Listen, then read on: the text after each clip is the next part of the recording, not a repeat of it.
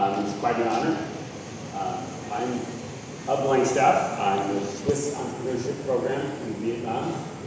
Amazingly enough, I've been here for about 12 years and 10 years with the Swiss EP program. So I know a lot of people in the ecosystem. I would like to say I know it well. I'm still learning. We've been working with the university sector from day one, and so we have some insights there that I'd like to share with you.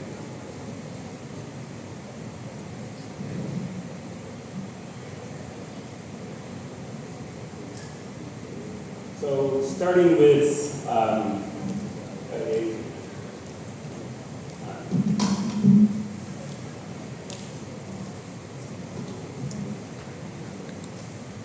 favorite topic, policies.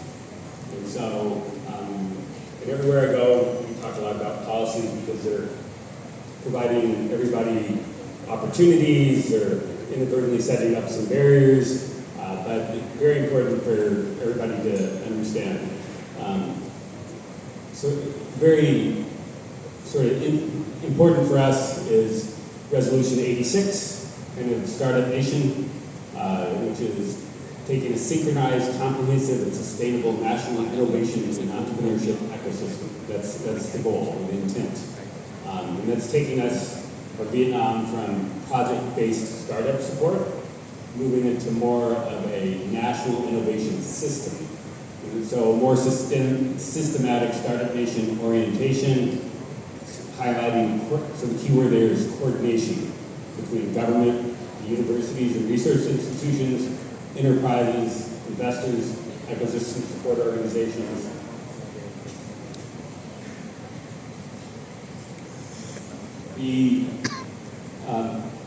Across this resolution, universities are everywhere. They're embedded in it. It's very critical. They're embedded in all the key strategic layers, from education to STEM to commercialization, technology transfer. And the signal that we get is universities are increasingly positioned not only as education institutions, but as strategic actors within the innovation ecosystem. And so when they were education institutions, they weren't passive, but they were kind of more oriented on research and education. This is a big push to get them focused on innovation and supporting new technologies, new companies even.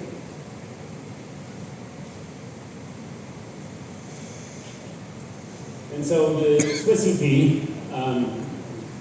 is a program. It was a development program funded by SECO, which is the Swiss Economic Cooperation and Development Program, and we're still funded by SECO. Thank you, Swiss. Implemented by two organizations, Swiss Contact, which is a Swiss consulting organization, and J. Austin, which is an American consulting organization. We started with a focus on empowering startups to foster a vibrant entrepreneurial ecosystem in Vietnam. Key idea there was startups, and we've been progressing rapidly beyond that in the last few years. 3 observations. So ecosystems, the important thing is their systems, grow through collaboration and not just isolated interventions. So collaboration is a key concept, a key word. Second point, institutional capability.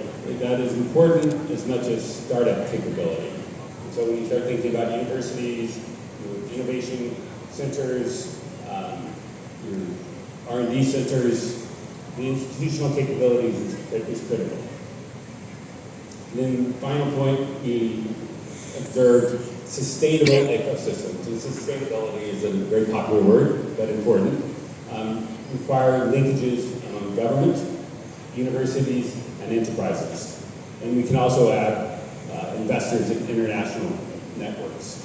And linkages is another critical concept, critical word. Always thinking about how we're linked to the other universities, how we're linked to corporations, how we're linked to the education aspect of it, how we're linked to the R&D aspect of it, and how our work linked to our governance. So Swiss EP Vietnam, it's been here long term. We celebrated our 10th year anniversary this past November. We have been in 15 or more ecosystem markets around the world. And we've worked with hundreds of experts and EIR settlements. So Swiss EP is kind of a strange bird.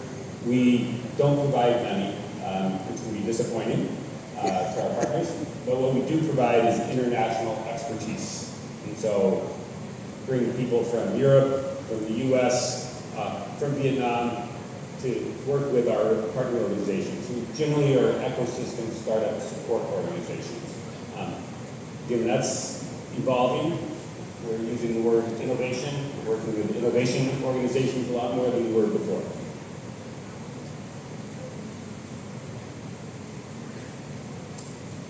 We're seeing over this time period the bottlenecks have shifted. We've had a decade, like I say, it's also CP, but Vietnam has had a decade of momentum building capacity. And what is missing now is integration of that capacity. And we're seeing it more and more, but it's still people in Saigon work with people in Saigon. People at this university work with the people at that university, and they are friends with the people across the city, but they don't necessarily collaborate as much as they possibly could. And when you look at innovation around the globe, and our J.E. Austin organization has been doing this for 40 years, which is a long time. Their key observation is the network that is so powerful. Both network in your university, but also network outside your university, within the city, within the country, and then globally. And so when you look at the leaders in innovation in Vietnam, they are all connected internationally, which is so critical. So Vietnam, in the decade we've been here, or I've been here, we're seeing stronger founder ambition. So the founders expect to be able to do more, and they do more. We have a more active investor landscape. That continually changes, but the investors are very active. They're looking, they're learning from around the globe, which makes them more effective. The startup, we see more startup support organizations. These aren't just incubation and acceleration programs, which we have, but independent entities that help startups have success, help startups enter international markets. And we are also seeing increasing public sector engagement. And I think we're all feeling that a lot right now with all the policies that have been implemented the last year. And those continue to evolve, which is not a bad thing, because we need to adjust those policies, adapt to those policies, so we optimize them. Bottleneck, as we see it, what growth now depends on. That word again, ecosystem coordination. So coordinating the ecosystems, we can coordinate the ecosystem in Ho Chi Minh with the ecosystem here. It's everybody wins, so to speak. It's not a Hanoi needs to beat Da Nang or needs to beat Ho Chi Minh. The more we can work together, the faster everybody grows. We need to see more commercialization capabilities, and that's emphasizing on I'll say the university side. Commercialization is a key concept. Everybody has to be comfortable with it. I think we kind of all know what it is, but it means you also have to be comfortable. Going beyond just education, going beyond just IP, and taking that and creating value and getting paid for it. Institutional linkages, that word pops up again, connecting the different institutions, connecting this institution with the Hapakwa, with BK Holdings, with VNEI in Ho Chi Minh. Those are the type of linkages that create a lot of power going forward. Because there's talents in those universities that you don't have here. And you have talent they don't have. And So the more we can work together, the better. And then we're also moving into an area where we need a lot of deep tech talent. That's a much more challenging concept, but Vietnam, I think, has an education system that can't be beat. And entrepreneurial talent. Again, I think we have a lot of that here, but it's just giving those people the opportunities. Oh, the key point at the bottom. So this is where universities to Vietnam become strategically important.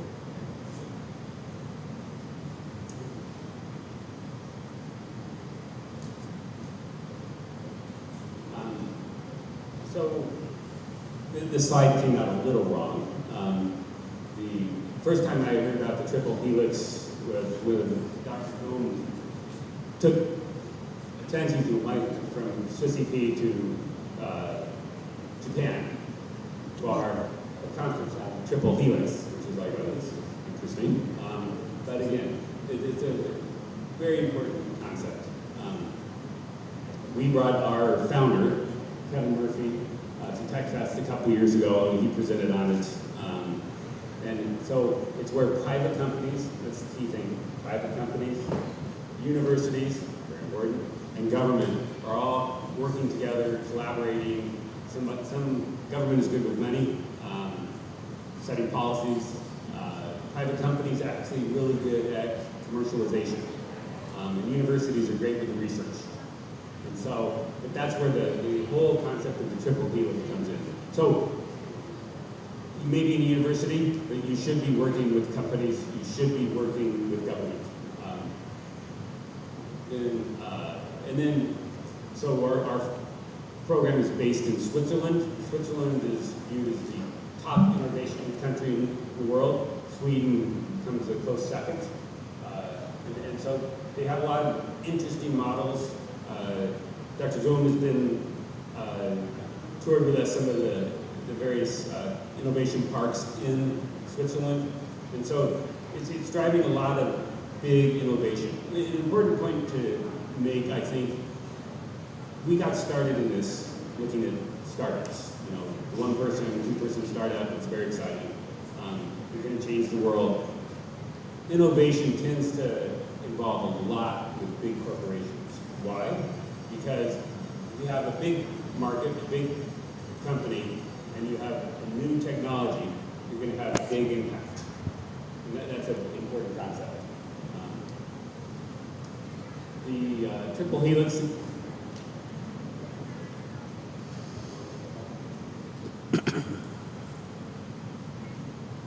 So the triple helix, again, summarizing, is the government, rising policy, funding, and orchestration.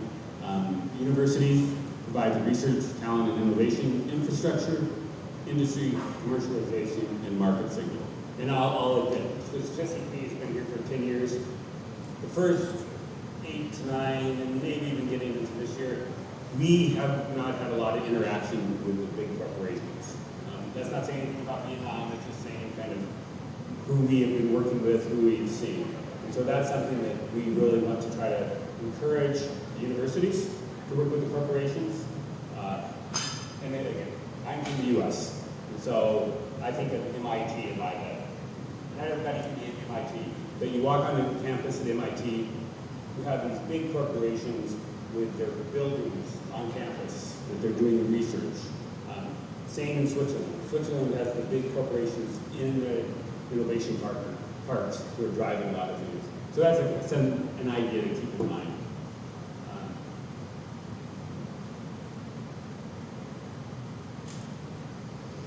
And so Swiss EP view. Kind of trying to get everything down to 3 bullet points. If people know who McKinsey is, the consulting firm, they recommend coming up with 3 bullets for everything. So our view, as universities, need to be active ecosystem actors. That's the key thing. Ecosystem actors. You should be regional, or the goal to be regional innovation anchors. And regional can be regional in Vietnam, it can be regional in Southeast Asia. And long-term capability builders. I mean, you're educating the students, you're building talent.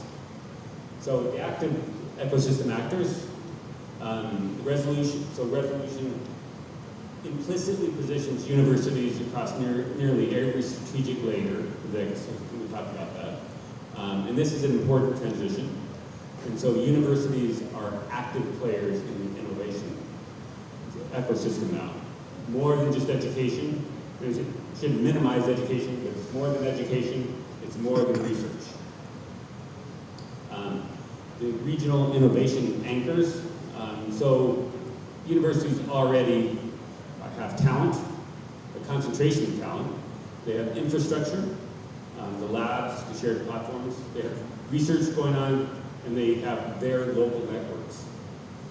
Another, I have to comment, and apologies, but I'm a big proponent of leveraging your alumni networks.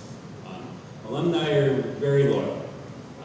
And so I think that's an area that every university in Vietnam can really leverage and make more active use of their alumni. With stronger integration, universities can better connect with local industries and provincial development priorities. And I wouldn't limit it to local industries. I would limit it or expand it to global industries, particularly in Vietnam.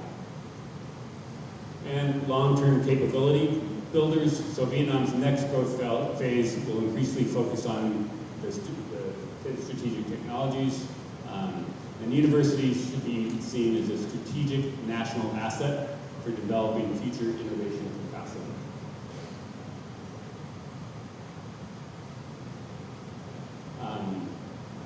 And so we went from startup promotion, particularly the CP started, cheering on startups, and we need to have an acceleration program, whatever that. Now we're in a transition from startup promotion towards building ecosystems. And universities have to be very active. You have your own ecosystem, but then you're also part of a bigger ecosystem. So universities may become one of the country's most strategic innovation institutions, not only producing talent and research, but enabling the long-term coordination, commercialization, and capability building required for a sustainable innovation economy. And so, make a big statement here, but universities really are at the center of Vietnam's next innovation era. So, Swiss EP, just so everybody knows, we're a small organization, limited resources, so we pick a few partners that we think we can help, and that they will then go out and spread it and help kind of their ecosystem. And so we support by bringing in international experts to work with them on specific challenges, specific projects. A popular one recently has been venture building. Instead of just an acceleration program, our partners are starting to look at how do they build venture. So we're getting a lot of requests there. And our experience is across 7 countries. We have been across 15 different partners in Vietnam. We're based in Ho Chi Minh, Hanoi, and Da Nang. And I believe that is it. So thank you very much for listening to me. And I'll be here the rest of the day. Try to answer. Thank you, Mr. Langstaff, for your objective, valuable, and practical sharings. Xin trân trọng cảm ơn những chia sẻ và đánh giá vô cùng khách quan, đầy giá trị đến từ ông Langstaff. Kính thưa quý vị, làm thế nào để đưa các đề tài nghiên cứu từ phòng thí nghiệm bước ra thương trường và thương mại hóa thành công? Đây luôn là bài toán đầy thách thức đối với các nhà khoa học. Và để tìm lời giải thông qua các công thức và mô hình thực tế, xin được